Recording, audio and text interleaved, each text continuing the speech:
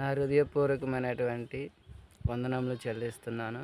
ఈరోజు దేవుని వాగ్దానం ఏమిటంటే, అపోస్తలుల కార్యములు 27వ అధ్యాయం 22వ వచనం చదువుకుందాం.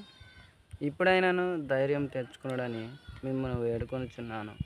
ఓడకే గాని మీలో ఎవని ప్రాణమునకు హాని కలగదు.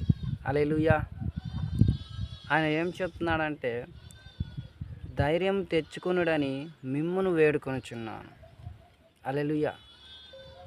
దేవుడు ఏం చెప్తున్నాడంటే, ఇకనైనా ప్రియ కుమారుడా కుమార్తె, నీవు ధైర్యం తెచ్చుకొనుము.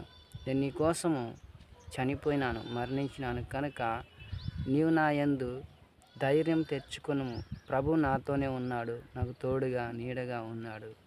ఇదిగో బ్రదరు, నేను పలానా చోట పడిపోయాను, లేలేకపోతున్నారు. ఎంతోమంది బంధువులు, స్నేహితులు, మిత్రులు, రక్త సంబంధికులు అందరూ నన్ను మోసం చేశారు. ఈ సమయంలో పైకి నేను ఎలా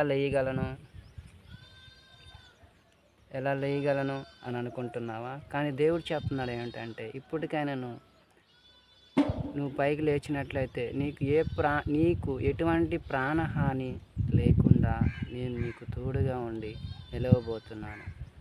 ఆనాడు అపోస్తలుడైనటువంటి పౌలు గారు ఓడలో బయలుదేరి వెళ్తున్నప్పుడు ఆయనకు తోడుగా ఉన్నాడు. తోడుగా ఉన్నటువంటి ప్రభు చివరి వరకు మనకు తోడుగా ఉండి నడిపించునుగాక. కనుక చిన్న ప్రార్థన చేసుకుందాము.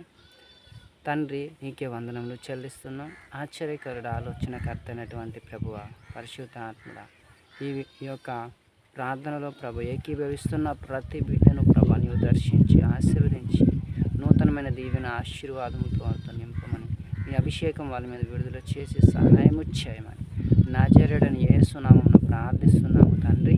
ఆమేన్. ఆమేన్.